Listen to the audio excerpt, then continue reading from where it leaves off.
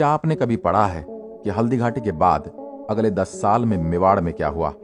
इतिहास से जो पन्ने हटा दिए गए हैं उन्हें वापस संकलित करना ही होगा, क्योंकि वही हिंदू रेजिस्टेंस और शौर्य के प्रतीक हैं।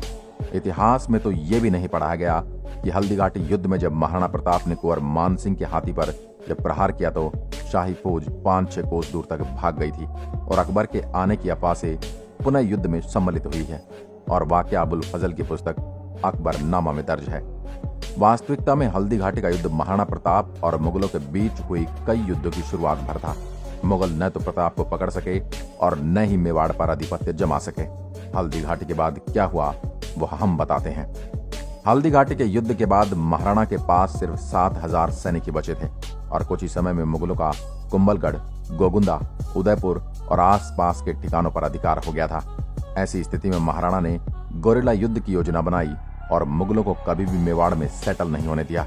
महाराणा के शौर्य से विचलित अकबर ने उनको दबाने के लिए 1576 में हुए हल्दी घाटी के बाद भी हर साल 1577 से 1582 के बीच 1 लाख के सैन्य बल भेजे, जो कि महाराणा को झुकाने में नाकामयाब रहे। हल्दी घाटी युद्ध के पश्चात महाराणा प्रताप के खजांची भामाशाह और उनके भाई ताराचंद मालवा से दंड के 25 लाख रुपए 2000 अशर्फियां लेकर हाजिर हुए। इस घटना के बाद महाराणा प्रताप ने भामाशाह का बहुत सम्मान किया और देवेर पर हमले की योजना बनाई।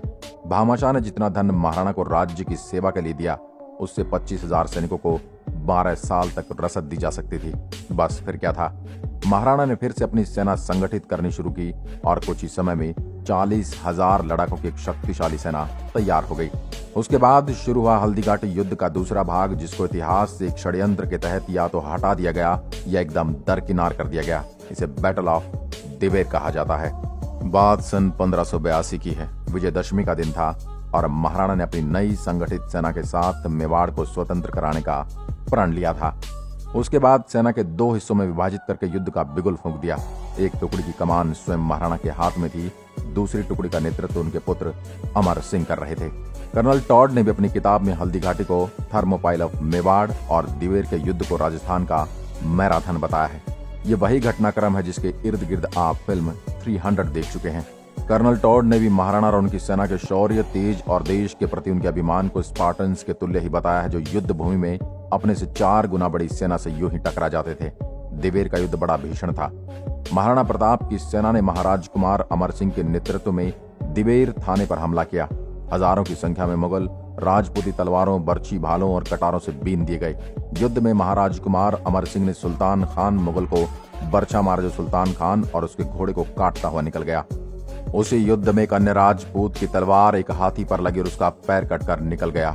महाराणा प्रताप ने बहलोल खान मुगल के सर पर वार किया और तलवार से उसे घोड़े समेत काट दिया। शौर्य की ये वानगी इतिहास में कहीं देखने को नहीं मिलेगी। उसके बाद ये कहावत बनी कि मेवाड़ में सवार को एक ही वार में घोड़े समेत काट दिया जाता है। ये घटनाएं मुगलों को भयभीत करने के लिए बहुत थी। बचे कुछ 36,000 मुगल सैनिकों ने महाराणा के सामने आत्मसमर्पण किया। दिवेर के युद्ध में मुगलों का मनोबल इस तरह तोड़ दिया गया कि जिनके परिणाम स्वरूप मुगलों को मेवाड़ में बनाई अपनी सारी 36 थानों ठिकानों को छोड़कर भागना पड़ा। यहाँ तक कि मुगल कुंभलगढ़ का किला एक रातों रात खाली कर भाग गए। दिवेर के युद्ध के बाद प्रताप ने गोगुंदा, कुंभलगढ़, बस्सी, चावड़, जावर, मदारिया, मोही, मांडलगढ़ जैसे महत्वपूर्ण ठिकानों पर कब्जा कर लिया। इसके बाद भी महाराणा और उनकी सेना ने अपने अभियान जारी रखे। सिर्फ चित्तौड़ को छोड़कर मेवाड़ के सारे ठिकाने, दुर्ग वापस स्वतंत्र करा लिए गए। अधिकांश मेवाड़ को पुनः कब्जाने के बाद महाराणा प्रताप ने आदेश निकाला कि अगर कोई एक बिस्वा जमीन भी खेती करके मुसलमानों को टैक्स देगा, उसका सर काट दिया जाएगा। इसके बाद मेवाड़ और आसपास के बचे कुछ शाही ठिकानों पर रसद पूरी सुरक्षा के साथ अजमेर से मंगाई जाती थी। दिवेर का युद्ध न केवल महाराणा प्रताप बल्कि मुगलों के इतिहास में भी बहुत निर्णायक रहा। मुट्ठी भर राजपूतों ने पूरे भारतीय उपमहाद्वीप पर राज करने वाले मुगलों के हृदय में भय भर दिया। दिवेर के युद्ध ने मेवाड़ में अकबर की विजय के सिलसिले पर न सिर्फ विराम लगा दिया, बल्कि मुगलों में से भय का संचार कर दिया कि अकबर के समय में मेवाड़ पर बड़े आक्रमण लगभग बंद हो गए।